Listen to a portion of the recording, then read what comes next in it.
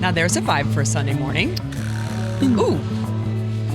The snake rattler. Soccer Mom Sunday. I know. Good morning. You have your coffee? I'm sure I do at the time of this release. No, I don't. I have something very different at the time of at the recording. At the time of the release, it'll be. Yeah, so this is like the Matrix. We are literally right now in two different spheres. That's right. Currently, real time, we're at Mellow Mushroom Sunset Hills again, which has become an amazing go-to place. Real time of recording. Real time of recording. Time of drop will be a Sunday morning, and God knows how I'll be feeling, and it's likely to be coffee for sure. So at this point, it's a cider. In recording world, you have cider, and in real world, you have apple juice with whiskey. Ooh, I've never had that combo. Oh, really? What? It's a little modified hot toddy. Ooh, and you probably have a sore throat. Probably help. It does. Okay. It does. I like warm apple juice, and this time of year, it's like you look outside, you're like, I don't want anything cold. I'm interested because I'm not a Bloody Mary person in the morning. No. Why would you want tomato soup in your liquor? No, and I don't need to floss my teeth with celery. And I like mimosas, but I don't always it's not always I'm not going to just pop a bottle of Prosecco unless Christy Gable's around, who we've had on this podcast before. Well, not to sound lame, I also, mimosas, I don't want the heartburn. Oh. It's kind of like the acid phase. from... I'm in that third of my life where anything that says vitamin C really means I'm going to kill you. Yeah. with heartburn. Feel the burn. So good morning. Good afternoon. Good morning. Oh, see, he just thought about heartburn and he started coughing. Good morning. Good morning. Good morning. Good morning. So, Katie Shields we had on. Isn't she a badass? I was really looking forward to that episode. This was the last episode, last Sunday release. I was blown away. Legit. She's an ace. Yes. And I love the approach. I love the fact that she's not from here, but completely understands what here is about when it comes to this game we love. But her MO, her vibe, and numbers don't lie. She's killing it at the highest level and challenging the program. SLU is lucky.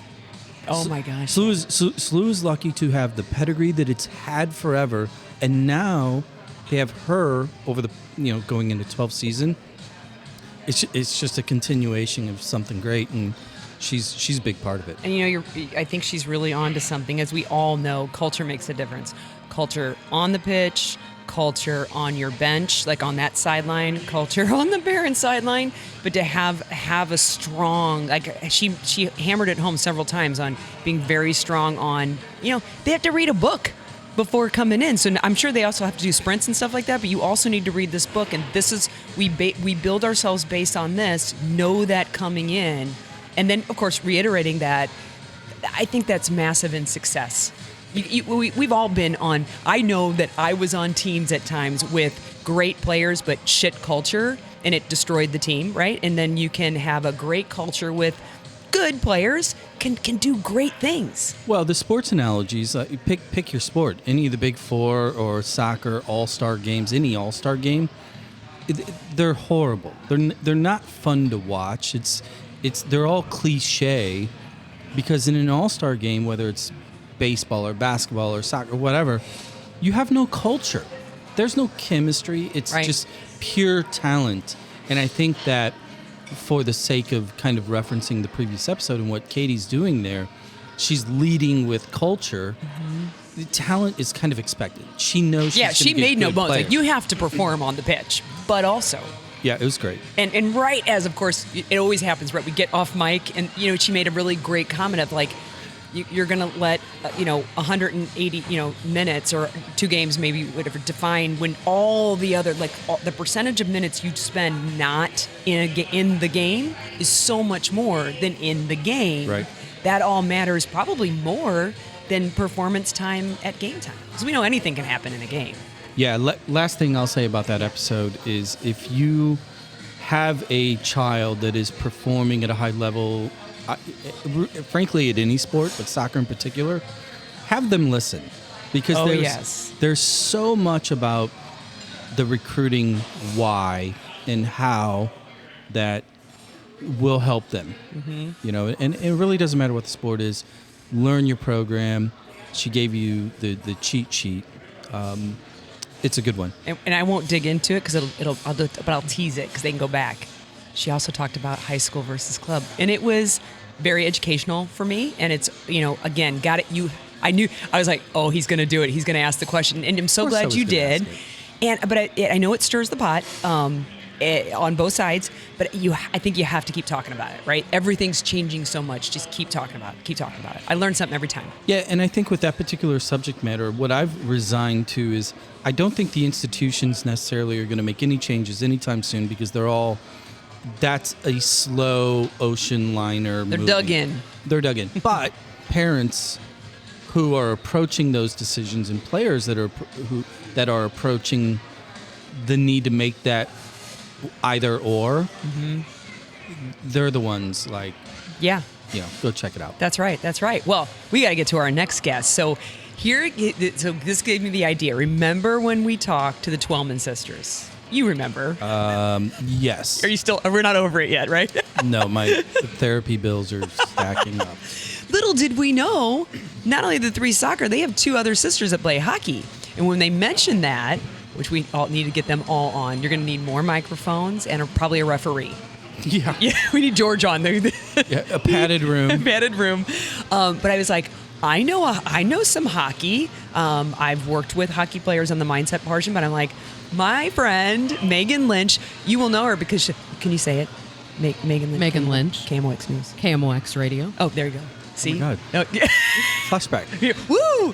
So Megan and I we got to know each other my second go around at KMOX. You were working in the newsroom at the old building. Remember, we were at the old building memorial. By the arch. And knew we were kindred spirits that way. But then just in terms of our personalities, we're both perfectionists and we like to have our, things like this, a free-flowing conversation is difficult for us. Where are my bullets? But two, fast forward to, seeing you once again, getting to know more of you. I'm like, I was playing on a women's softball team in De Pere. It's an old lady league. And they were talking about hockey. And they were like, you need to come play hockey. And then later they were like, you know Megan? And I was like, yeah, no, Megan. They're like, she's on our team. Like, first of all, I don't play hockey. You do not want me. They're like, you'd be fine. I'm like, you're lying. And two, Megan plays hockey? And so you've got a daughter that plays. How can you tell us first about like kind of your athletic journey on your own? And I'm curious, I've never asked you, how'd you get to hockey? So I was a soccer player. Whoa, see, Soccer Mom Sunday, Yeah. it's still I was fit. a soccer player. I was a soccer player back in the day when there weren't many girls programs. Central Illinois wasn't really very big until I was maybe in middle school is when I started. Springfield, Peoria. Illinois. No, I know. What city? What part of Illinois? Springfield, Illinois. Springfield, okay. Yep. Oh, I thought you said Central Illinois. My bad. No. And so, like the highest level you could get was, remember the Prairie State Games Oh I my played God. that they used to have? I played in the Yes. Prairie State Games for 5 years. I think at we the did old too. Sagamon State fields. And Yeah, that's always where we played. We played out there, all through my YMCA days. Oh my gosh. And yeah, I had the luck of being included on a number of girls' teams. I played for the high school boys team. Terrible experience. Tried to coach for a few years after I played. Terrible experience. So I stepped away from soccer for a long time. My dad wanted me to play in college, and I was like, I'm done. Okay. I'm done with the culture. Speaking of culture, I'm done with the culture of it. And then when we had our own kids, my husband said, hey, they've got to learn to play for hockey. He's a big Blues fan, grew up in the St. Louis area. Let's try to get our son in it. He was 4 at the time. So here we go. They hook you in with these learn to plays. They're free. And they let you borrow the equipment, and then you're sucked in. Some of the best video I never take good video. Like, I always miss the good stuff on my phone. I'm like, damn, I didn't get my phone. The best video I have ever taken is of one of my children, Liam, doing Learn to Play. It was awful. And it's the best. Like, he falls over. He's falling all over the place. He doesn't know how to do it. We're not hockey parents. I didn't get some of his stuff on right.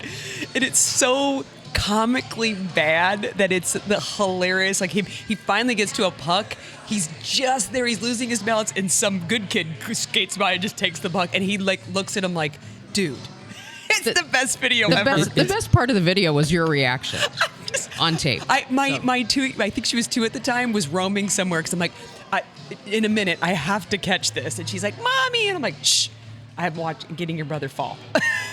Yeah. In the funniest way. And I mean, hockey hooks you in. And then once my daughter started playing a few years later, the only way I could really get her on the ice was to go out with her. And then someone told me about this wonderful thing. It's called Winterland Hockey. It's pond hockey for adults. It's all for fun. They have classes that teach you how to play. Yeah, it was phenomenal. Where was that at? It's in St. Louis. Really? What? Where? Been around for decades. It's Centene? No. He operates it out of Webster Groves Ice Rink and Kirkwood. That's in your neck of the woods. Yeah, it is. It's 7-iron from my house. He's got hundreds of adults involved in this thing, and he also does kids too. We've loved it. And so for me, it was like, oh my gosh, I get this competitive outlet again in my life. And so it's You just said it was for fun. Well, then I got until I have to win. Then I got hooked into a women's team, which has been wonderful. And I have had some really great coaching. And yes, I'm a super hyper competitive person. Oh, I know. Tend to be a little bit of a hothead when I play any sport. I need to come watch you play because I see you in a professional KMOX news environment, and I haven't seen the hothead. So I would like your schedule, please. Yeah, I kind of blow up. So, is there beer involved? Pretty much. Yeah. It makes your skating better. Before or after? Yes. Yes. That's awesome. So that's it. That's basically it in a nutshell. And both my kids play. My son plays high school club. He did play like. He's how old again? I'm trying to remember. He's 14. He's 14, and Marta is 12. 12. Okay. Mm-hmm. Yeah, she plays at probably the higher level of the two of them in a way. St. Louis Cyclones still. Cyclones, yeah. And that's an all-girls club, right? Mm-hmm. Still, okay. Yeah, she's AA. Now, were we to take her to like a big hockey state like Michigan or Minnesota, she would be average. Yeah. No, but it was all funny relative in because hockey. how it kind of all happened. So I learned this on the softball side that there's this side to my friend that I did not know. They did not call you a hothead though, so That's they good. didn't. That's good. They didn't leak that information. But then later, you engaged me to work with the team on my set, which was so fun. They're what age again? 12. They're 12 years. 12. So 12 they're probably 11, like last year, right? So they're 11 years old. At Centene, we had this like little classroom, great little setup, and here they are. They're being 11. They're super curious. It's one of the best age groups, by the way. They're super curious. Hands always go up. They participate. I brought Harper to a session. They signed a puck for her. It was the cutest thing ever.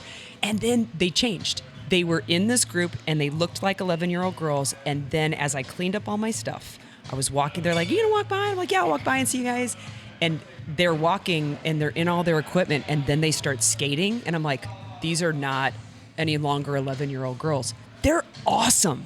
They changed almost to like a little bitty pro player in front of my eyes. Crazy. I tell you what happens to girls on the ice, and I don't know if you see this as much in soccer, but what I notice with hockey is it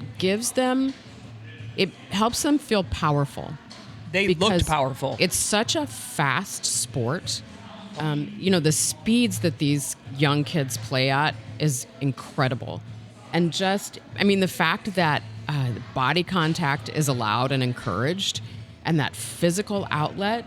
And so I think it just makes these girls feel very powerful and fierce when they're out there. It was seamless, too, because we do 3 sessions, right? So I get the first session done. I'm getting to know, who are the ones that are going to participate? Who are the ones I got to get to participate a little bit? And then I go out and I see them completely transformed. They're still like the giggly, goofy, but they get on and the drills start and they change and it's like, whoa, and I guess maybe I'm just used to seeing it in soccer, but to see them as being, they're just 11-year-olds, tweens, being weird tweens. And then they go out and I'm like, dude, to Harper, my 7-year-old, she was like, are they famous? I'm like, they can be famous to you. She thought it was amazing. Well, they have blades on their feet and big sticks. Be nice. Be cool. Well, and the thing is, here's the thing, and sometimes I feel bad, but at the same time, they're very capable of performing to that level, but ice is expensive. Oh, And man. so every minute you're on the ice, you have got to make the most of that time. Yeah, like whoever was in charge, the mom who was in charge of like, they're getting done with the training. They're like, okay, like you got X amount of time to get on the ice. And she was not kidding around. Yeah. And she was in that locker room being like, you need to get out on that ice right now because there's a team coming in right after you. Yeah. Late. Yeah, they've got about 10 minutes to scrape the ice. We got to get off when we're supposed to get off. So we got to make the maximum. And so sometimes I feel bad, but you know what? When you practice that way with that urgency, then you get that urgency in games. So it's not like in soccer when the coach from the previous practice won't get the hell off the field because it's not his turn anymore. Get off. It's like the parents. Yeah, no, that's from the previous game. Get off. Selective awareness. So, so in hockey, it's like the Zamboni's coming. Move, or I'm you going to better mow get you. off. Yep. So I get a question, logistically, as you guys as house managers, and you have your two players that play a sport that is very militant as far as being prepared, the gear, the time. You have to be quick moving. How do you manage that chaos? Because you have, the bag of gear is 80 pounds plus alone, and like, And it stinks. to a degree, not to just simplify soccer. Look, get your shoes, get your shin guards, get out of the door. All right. Please get water and your ball. But hockey, you need the arena. You need that. Those logistics. Is it? And given the fact that you played soccer as a kid and you grew up, the game, and you know how it works. How much more work is it as a parent to manage hockey kids? It's a ton. I would say, and it's all those things you mentioned, and I know for soccer parents it's the same way. It's also the timing of meals that is just here. You're trying to fuel an athlete, and practices always fall right at dinner time because that's the only ice time that you can have, or you're practicing at 10 o'clock at night, which you don't want for these young kids. So I think that's like the biggest challenge. And my husband literally some weekends will go through and he creates a whole flow chart of who's going where and who We're is all logistics managers, yes? who is taking them. And, unfortunately, we've gotten to the point where it's more divide and conquer. When they were younger, right, a lot of times we'd be at the same rink back to back because of their ages. They're little, they're all playing, Doesn't happen that much anymore. So there's a lot of weekends we're gone. My husband and my son made a 4-hour drive up to Chicago to see 2 games and drove back this last weekend just so that he could be able to see her play and then get to my son's obligations the next day. That's really nice because my kids are like, we don't really want to go to that game unless like the 17-year-old's like, will there be girls there? Then it's like he might show up.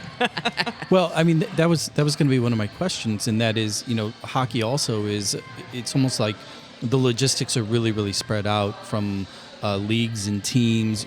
You have to go further because you just don't have the volume and the density that a lot of other sports, i.e. soccer, does here in the St. Louis metro.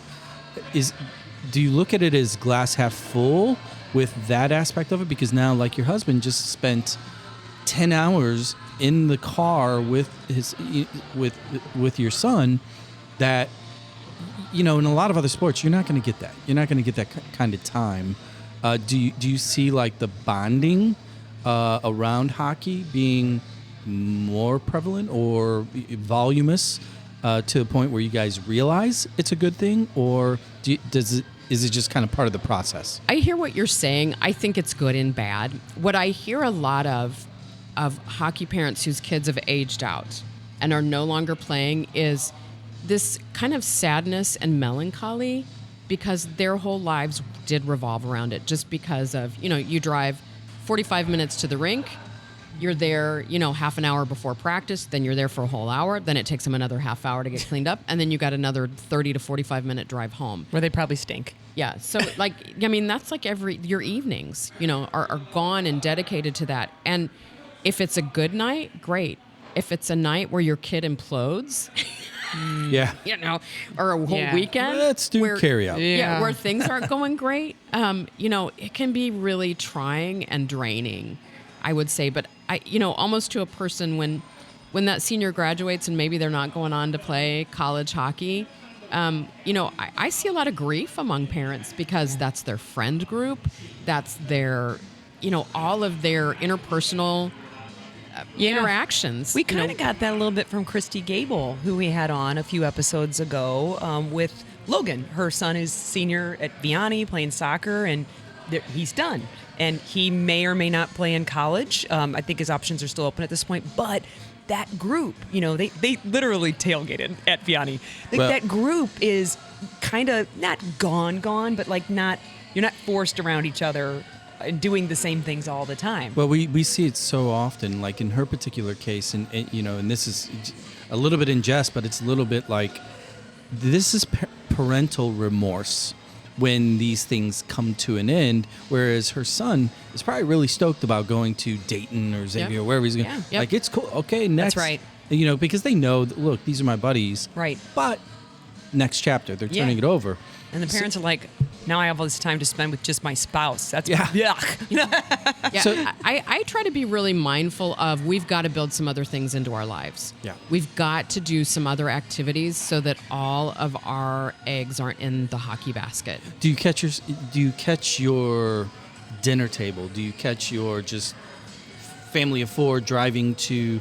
It's the holiday season, right? When we're recording this, do you just catch yourself always talking about hockey, or are you able to disconnect and address news or current affair or whatever? Yeah, unfortunately, I think we do talk about hockey more than we realize. And part of that is that I also serve on two boards, which what was I thinking? I serve on the boards for both of the kids.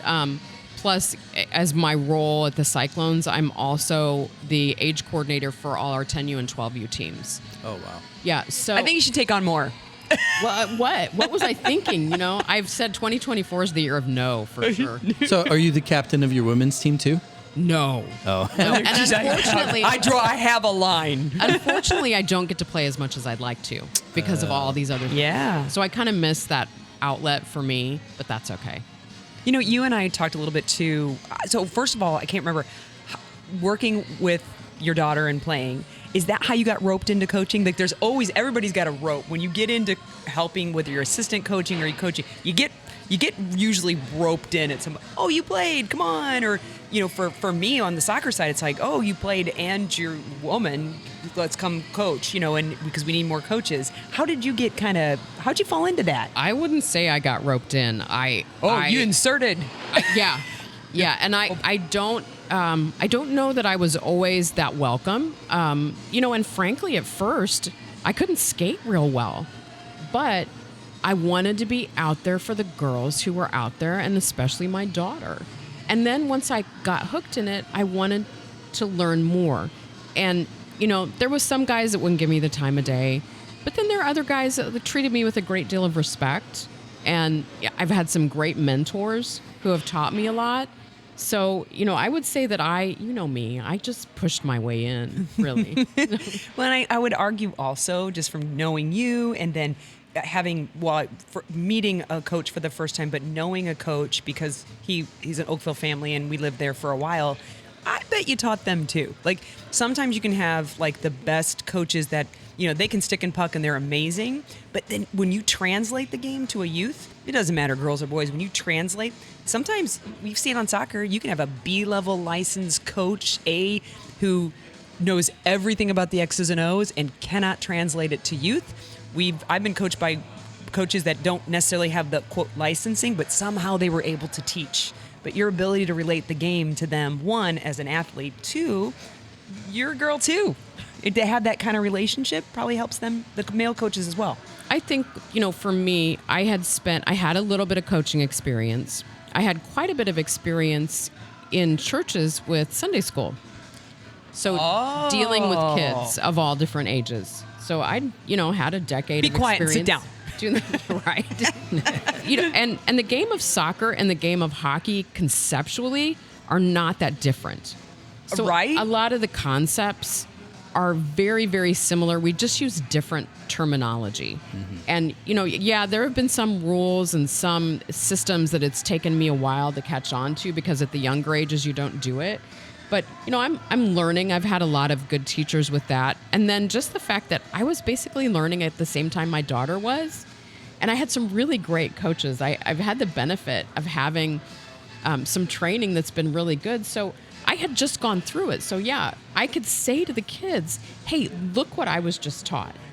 And they were like, oh, you play too? Right. The thing that I always get out of it is, even being in the all-girls program with hockey, there are still not that many women on the benches.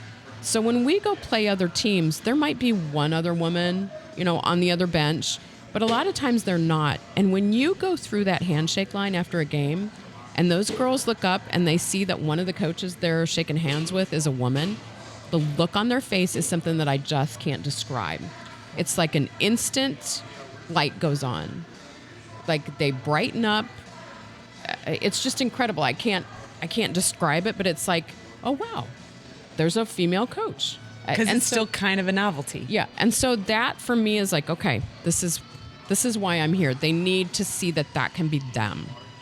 So your 12-year-old is benefiting, living through that lived experience with you. It's almost like you guys have a sidecar going on via hockey.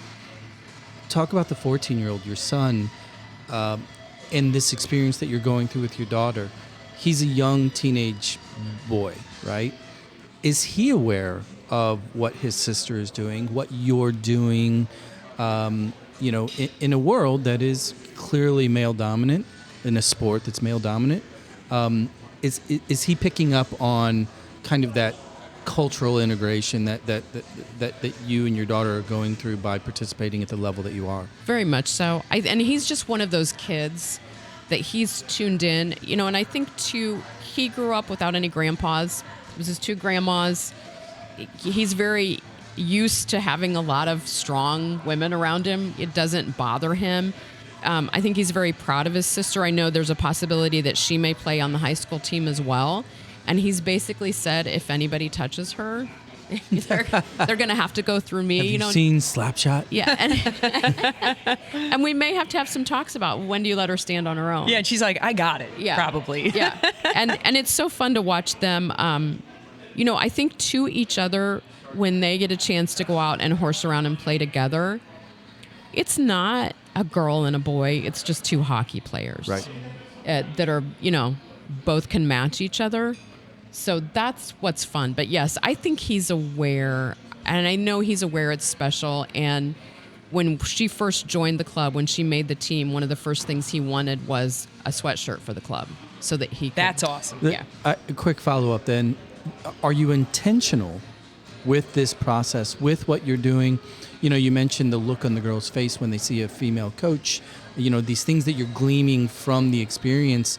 Are you ever intentional in communicating that feeling, that experience to your son and or your husband? Or is it something that you're seeing just is happening organically? I think my husband and I probably talk about it a lot more. His dad died when he was very young. He was raised by his mom. So he's very sensitive to how women are treated in the world, because he saw how his mom was treated not very well sometimes in the workplace. So he's always been my biggest supporter.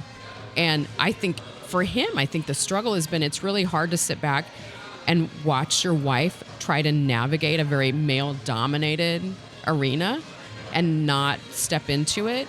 And so I think, not do it for you, yeah, right? And I think those are some of the things we've had to talk about of, he'll ask, do I need to step in on this? What do you need? And I'll just bounce ideas off of him of, okay, if I were a man, how would I navigate this? Right. Sometimes. Get through that. You were at it was a travel tournament. I don't remember what it was. It was not long after we had finished training last year, the mindset portion. And you had me send it was a fun message to the girls, which was great, but I know it was the final of their season. What is that for? What does hockey run? Remind me. It was a playoff. Playoff. So we start in when hockey? start? Usually we start training in August, and then we wrap up around March. March, okay. And yeah, you guys were out there, and the girls were done with the training, but I sent kind of a motivational message reminding them of some of the things we were talking about. And I remember, not to call anybody out, but there were definite moments that I think, just given you, your personality, maybe also being a woman, you're very cognizant of some things that I think sometimes would fly over the head of a male coach. In other words, girls are, having fun, having a good time. They are competing at a very high level. And then sometimes it's the parents who, the girls aren't nervous yet. Like the players aren't nervous yet until the parents are like, let's lock it in. It's time to be serious. Let's go. And then all of a sudden, like the players are like, it's like, they're 11. Relax. Right? So that parent, you're a parent. We're all parents here at the table.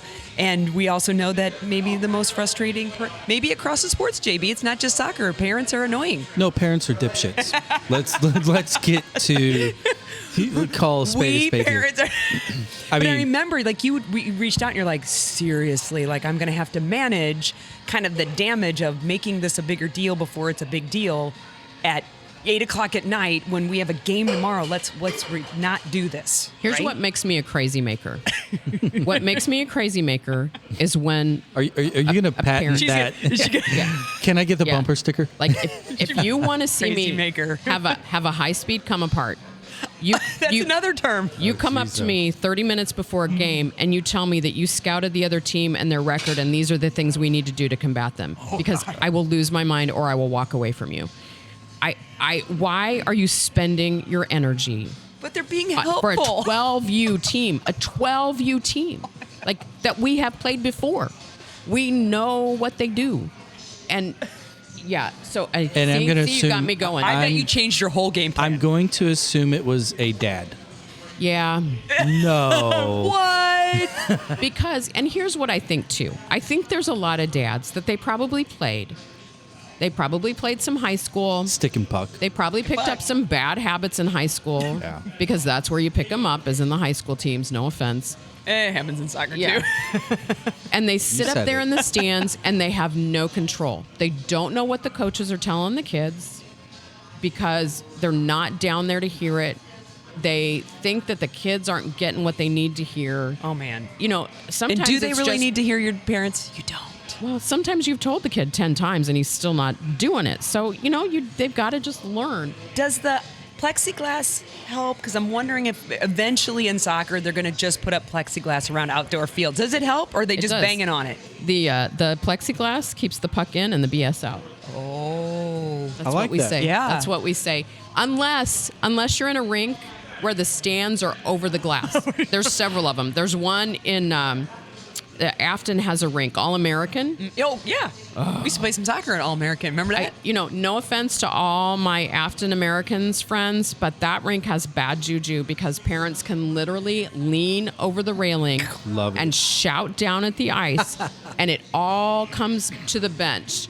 And what parents don't realize when they start yelling at refs or getting upset at the play or getting upset at a penalty is that the kids are hearing all this.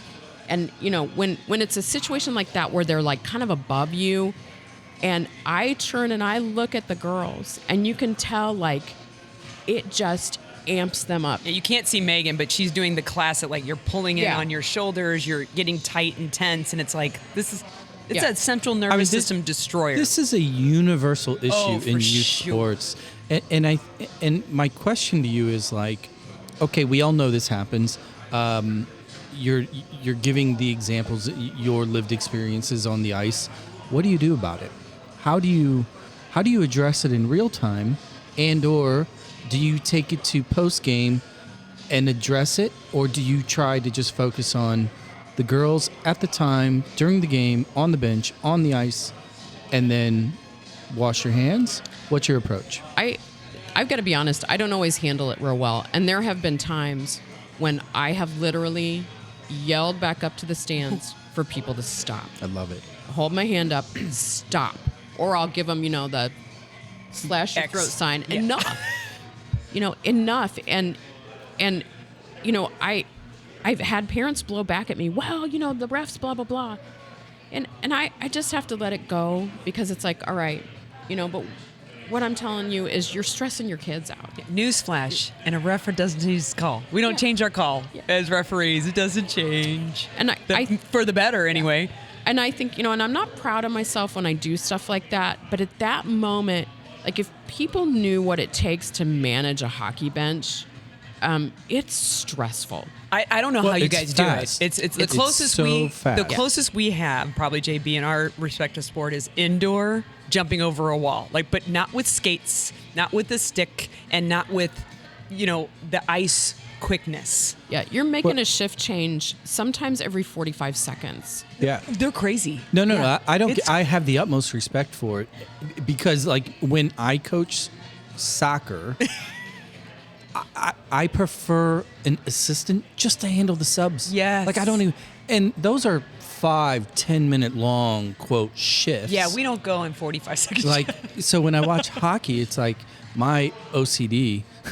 I'm like, how are you managing the, Yeah. And I get you, and you can't just put them in a line and just say, okay, one in, one out, one in, one out. Enter You and got to exit. send two out. Sometimes you got to pull them off when they're offensive zone. Sometimes you got to pull them off when it's transitioning. Yeah, see, Sometimes someone gets a penalty. The and more you you got to talk, put the more someone else. anxiety I get. Yeah. Now JB's gotten all crazy. He's like, oh. Then you got to figure out when to pull the goalie if you need to do that, and who you're going to send out, for your sixth person. And timing, I bet, is everything. Okay, so to that end, going back to what we were just talking about, the parent engagement, their role in the chaos.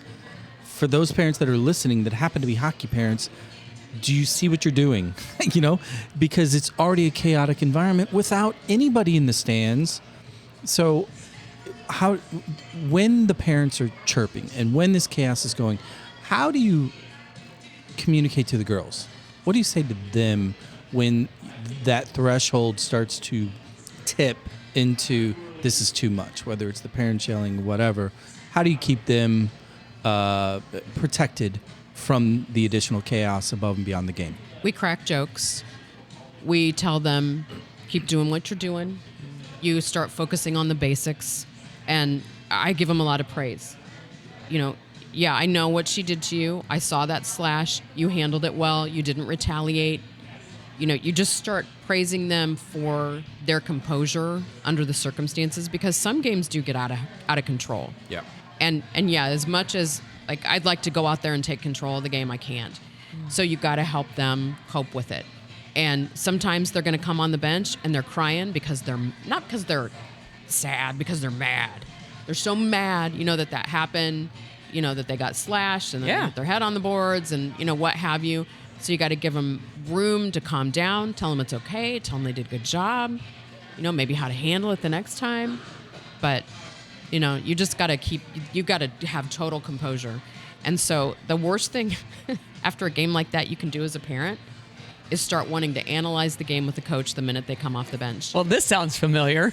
Yeah. Deja vu? I mean, if you want the poorest response from me possible, do that to me. And I'm just an assistant coach. I'm not even the head coach.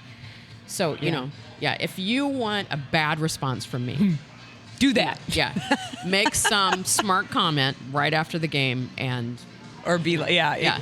And I was thinking on the flip side of it, because I bet the themes are the same.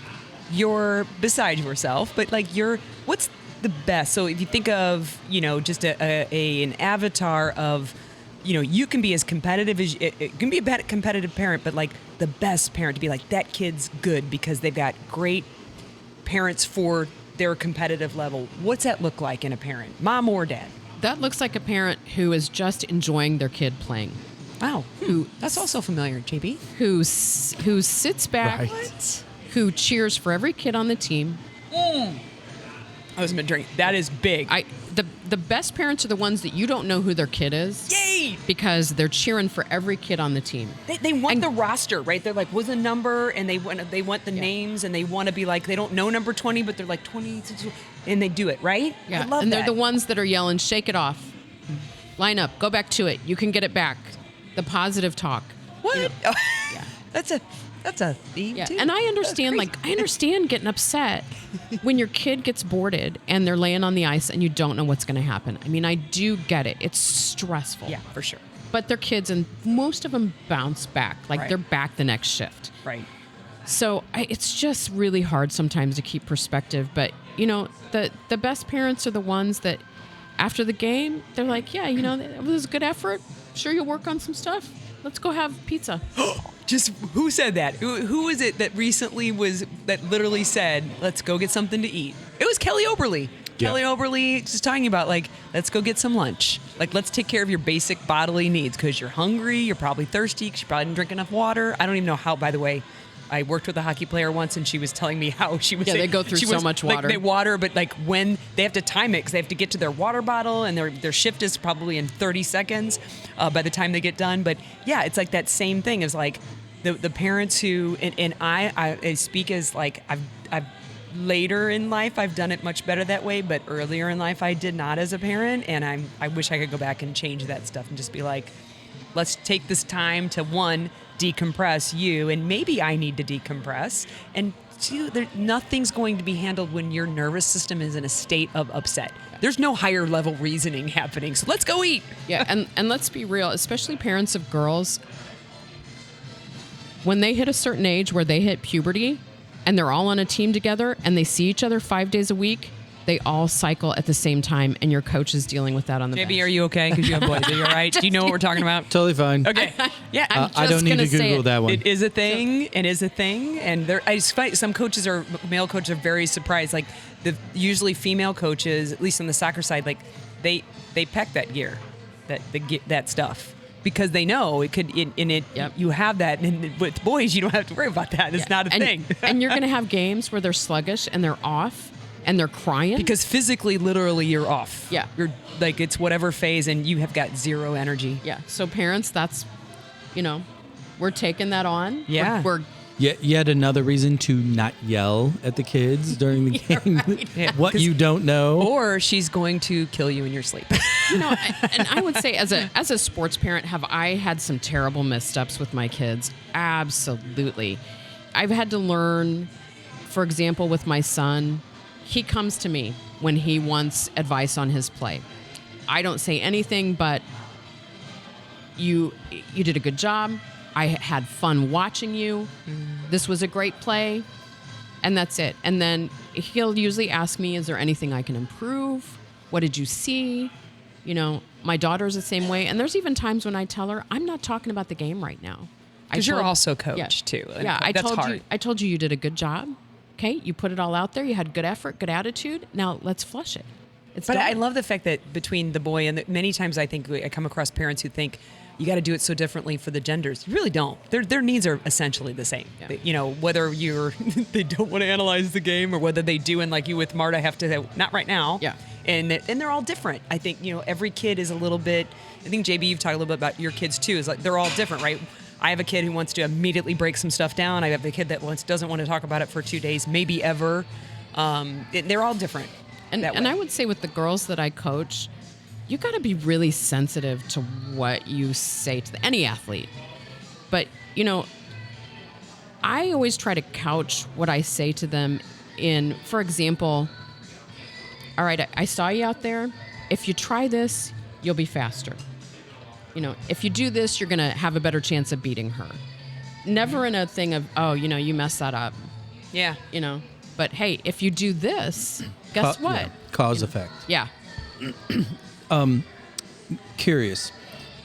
Looking down the pipe, the future of both of your kids in the game, within the hockey marketplace, because over the past 10, 15 years in particular, there's really kind of been an explosion of hockey popularity, hockey production, as far as players playing at higher and higher and higher levels. Do you see that creeping in down at this U12, U13, U14, the pathway conversation? So, She's that loud. You should see her face. Talk about what that looks like in the hockey world, because it's no secret on the soccer side. Everybody is, even if you're not a soccer parent, well, there's these clubs, there's this academy, and then there's pro or whatever. They simplify it. Hockey is starting to grow here as far as producing those players. What does it look like at the ages in which you're neck deep in right now? So hockey is traditionally a late blooming sport. Anybody who's influential in USA Hockey and their development pipeline will tell you that. However, like for example, for my son, at this point, and I don't think he's that interested, he would have to put every waking moment into developing himself to get to a point where maybe he could play what they call juniors, or basically you pay to play after high school and you hope that someone picks you up. Right. So That's after high school, though. Yeah. Okay. And it can be like maybe your senior year. Sometimes kids will go into that. There's other avenues they can go into. There's AA hockey for boys. There's AAA options for boys. And I think they're all expensive.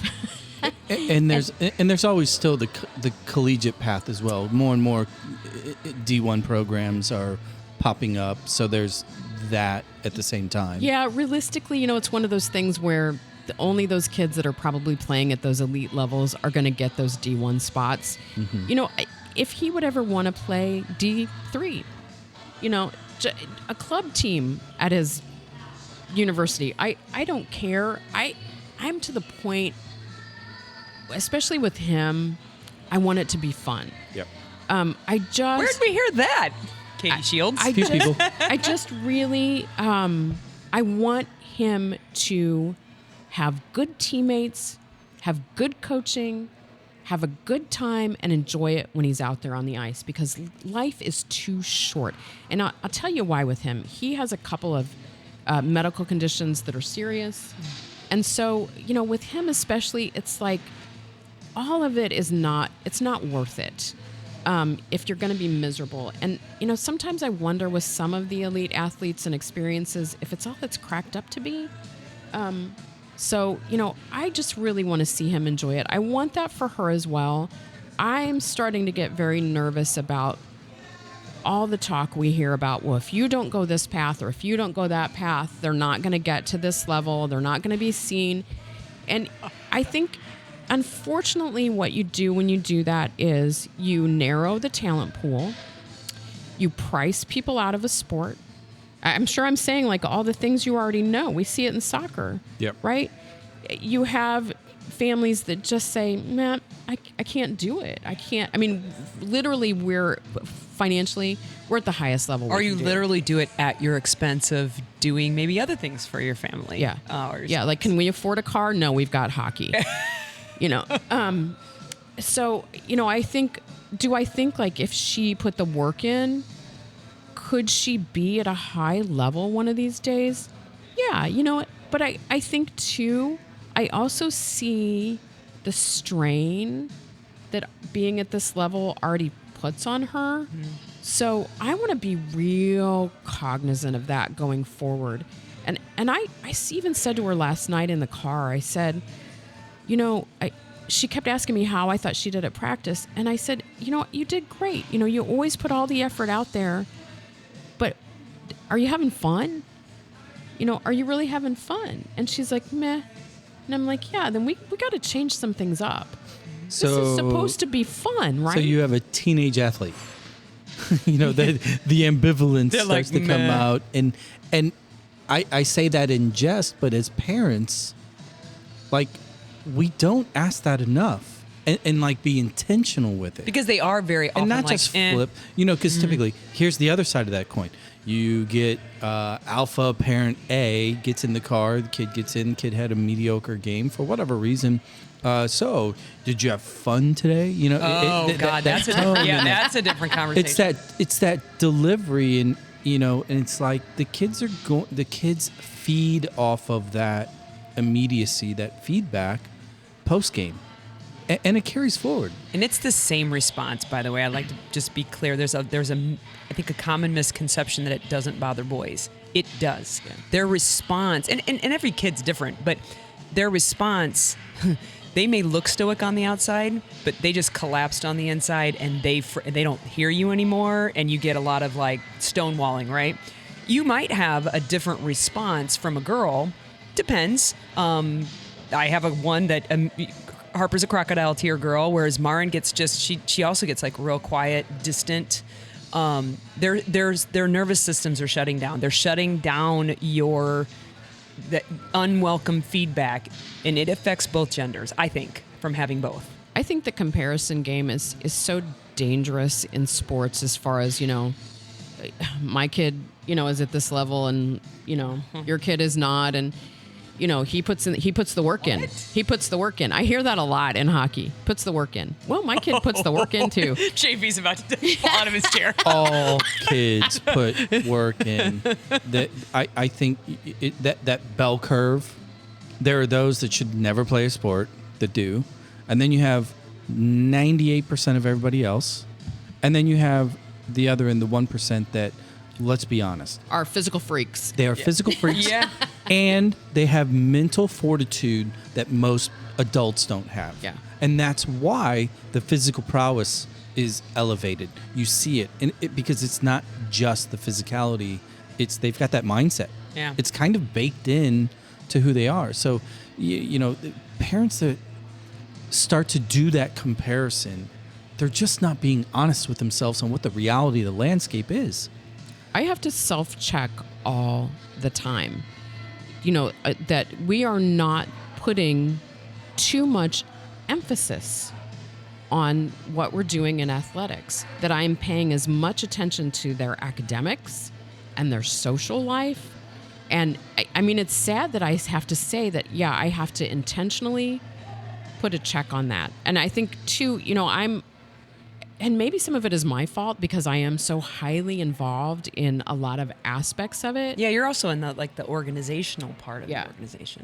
And I think what's really hard too is what we know about sport is that if a kid does improve their skill level, it is more fun because they can be more competitive. Do more things, right? Yeah. Not like Liam, who's falling on the ice every 30 seconds. And the other thing is, parents are missing out on the million other things that kids can learn during sport, such as empathy, such as leadership, such as problem solving. Because here's the reality of it. 15 years later, that 4.040 at 16 doesn't do jack shit in the boardroom. Yeah. You have to solve problems for a long, long time. Are you seeing those behaviors that aren't just the sport? Again, I go back to Katie Shields is just in my mind because it's so recent, talking about one of her players who's the player after a loss, goes to the goalkeeper and puts her arm around it. Like, that is a huge, as a parent, if you saw that, I would be like, I'm so proud of my kid right now. Not for how they play, but what they just did from a character standpoint. Well, I so wish as a player when I was playing soccer that I had coaches who knew how to handle that dynamic. And it's not their fault that they really didn't. But unfortunately, those bad behaviors that I had in sport just kind of perpetuated themselves for years. For me, professionally as well.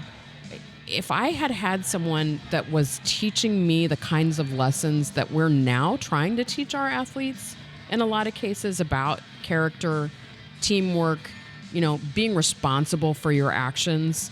I mean, I think there are some good coaches doing some good things out there to try to make kids accountable and make it more of a well-rounded experience.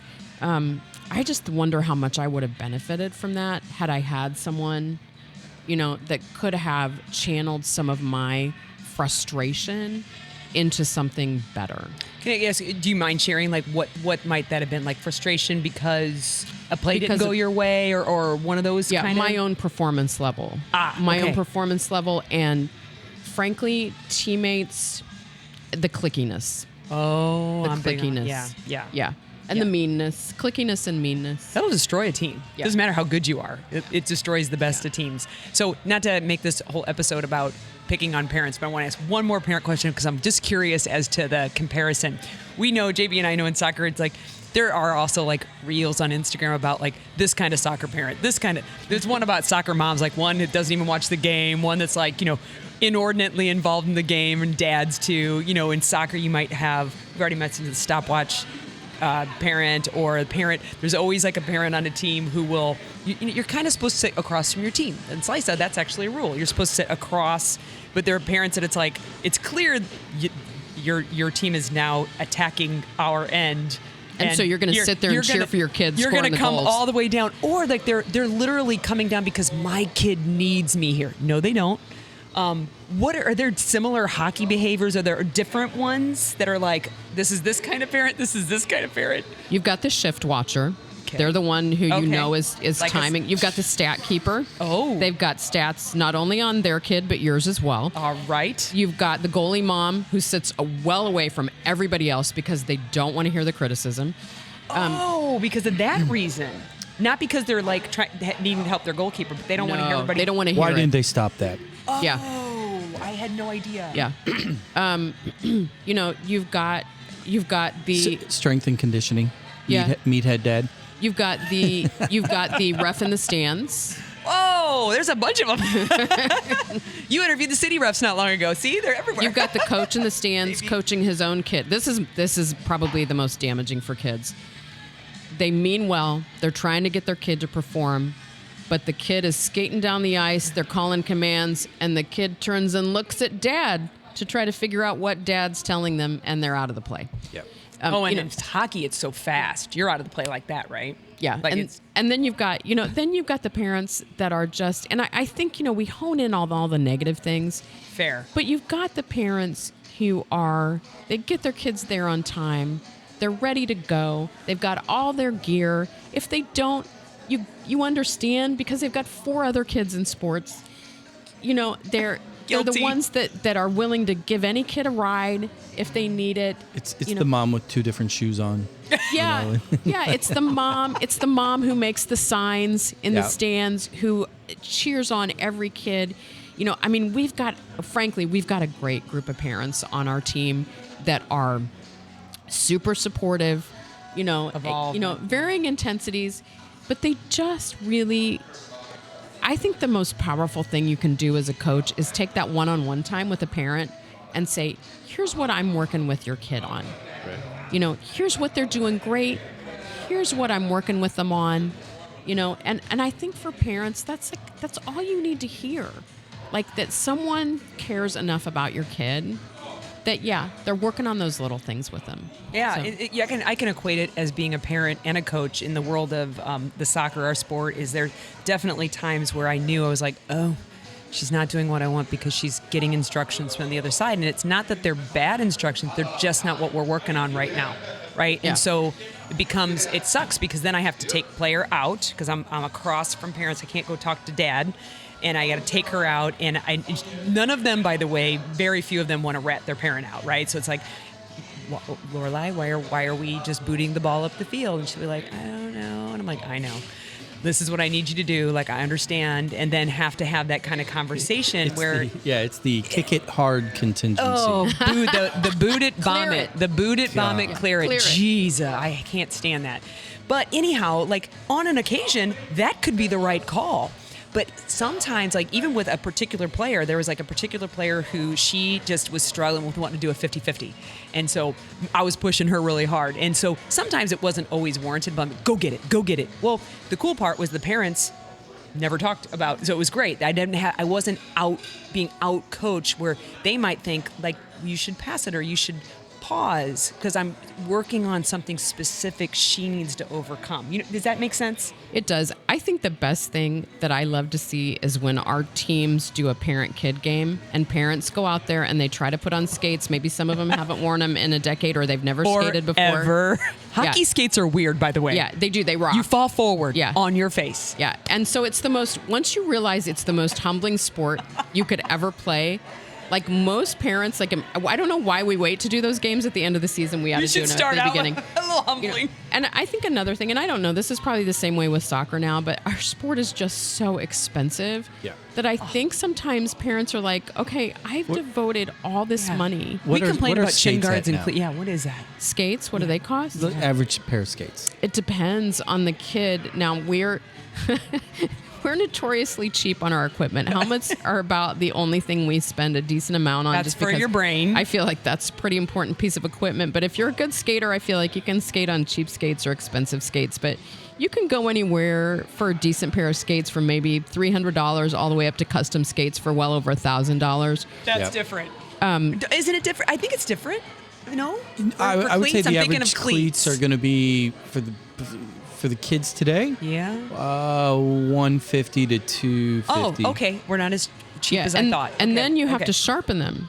So depending on how hard you play. We just wear down the cleats and then they want new ones. Yeah, no, we sharpen them and that's good $8 to $10 a pop every time you get them sharpened, so you're doing that probably once or twice a month. Wait, do you do that or you take them somewhere? We take them somewhere to do that. She sits in her backyard with a honing knife. Then there's the sticks. Like depending on us, we buy them on clearance. We've never spent more than $60 on a stick. I know parents who get their kids $200, $300, $400, $500 sticks that they're going to break, like pro weight sticks. That reminds me of softball and baseball in a way. Yeah, and that's fine. That's their prerogative. We just don't. It's just not what we. You're like, listen, learn to slap shot on any stick. On the cheap stick, please. That's a perfect segue because I've been waiting to ask it because the beautiful game, global game, is soccer. We all know that it's the World Cup. Hockey is. Super bragging cool. a little. Maybe. Nah, I love hockey. It's super cool. But I'll tell you the one area that hockey absolutely dominates soccer in, that's the big screen. L.A., Hollywood. It has the best movies. Oh. Name one. I was like, I wasn't sure where he was going. Name one. Name one soccer movie. Name one. That is not. That's a good point. Lame. Where's the one where they overcome it's the Russians, right? What's that one with Kurt Russell? Soccer? No, hockey. I'm getting to that. Oh, sorry. Yeah. Go. You're jumping ahead. Oh, sorry. Okay. And you can't say what is it? Victory with Sylvester Stallone and Pele. They're in prison. There's a David Beckham documentary out now. Bend it like Beckham. Whatever. They're all lame. Hockey. As a hockey family, you have 50 to choose from. What's your favorite hockey movie as a crew to sit on the couch and be like, we're going to watch the sport we love or a story or whatever? What's your favorite hockey movie? We never have. Oh my God. We don't have time. Yeah, she's like, we're at practice. I figured you were channeling your inner Herb Brooks and you got Miracle on repeat. My husband and I have watched that movie, but I don't think we've ever sat and watched it with the kids. And we certainly can't watch Slapshot with them, which is one of the best all-time. Yeah, they're a little young. Hockey movies. They're that's okay. I don't even want to know when. Are they you watch circling that. the calendar when they turn 16? You're like, I can't wait. I don't know. I don't even know if I can let them watch it then.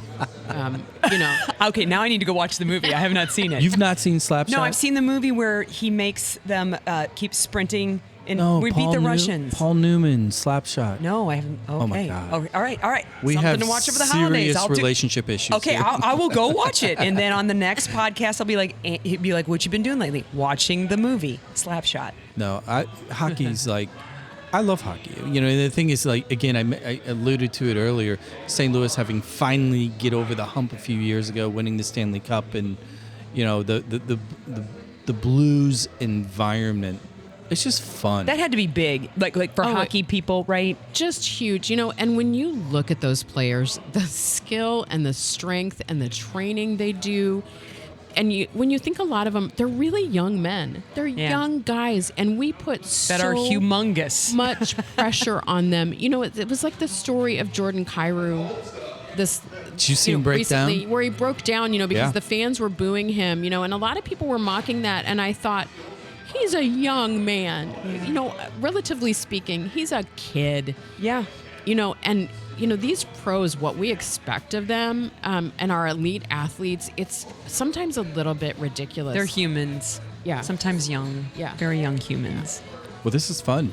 Yeah. I like talking hockey on Soccer Mom Sunday. I know, it's all right? the same, isn't it? Isn't it? It's all the same. We might need to change to Sports Mom Sunday because it could really apply. We saw how many themes today with hockey. It went over almost every conversation we've had so far. Well, I could literally go back and edit this and just beep out the word hockey and nobody would know the difference. Nope, they'd be like, that's soccer. It'd be the same. It's same. Yeah, absolutely. Well, I had a great time. Yeah, thank you. Thank you for inviting me. That was a lot of fun. Badass news reporter, apparently a hothead on the ice. I got to go see. I was waiting for her to come in and be like, why am I talking to these people that love this sport where they just roll around and grab their knees and a bunch of pansies? I could take a dive like no one. Oh, no. Yeah, you get tripped, you roll, doggone it. If you feel... And then you're back up on your feet, right? You're like, I'll take the kick. Yeah, I never writhed around in pain, but... You're like, hey. Yeah, there's limits. There's limits to my fake physical responses. Don't even get me started. And I'd love to try to play soccer just one more time. I like to think one about more it, time. but then my back hurts. My back hurts thinking about it. I'd probably run myself on the ground. You know how it is when you get old and you try to run You're like, fast, I can do this. and then all of a sudden you're like face first on the Yeah. ground. but in your head, you did it, but Yeah. the body was like, You start running, and then you're like, why is the ground coming at me so Yeah. fast? Now I know. Well, thank you for joining us. Yeah, It was a lot thank of you. fun. Thank you. Jen, My blast. always a pleasure. see you on the next one. Mellow Mushroom, thank you. Yeah. We're out of here. Have More a good pizza. day. Bye-bye.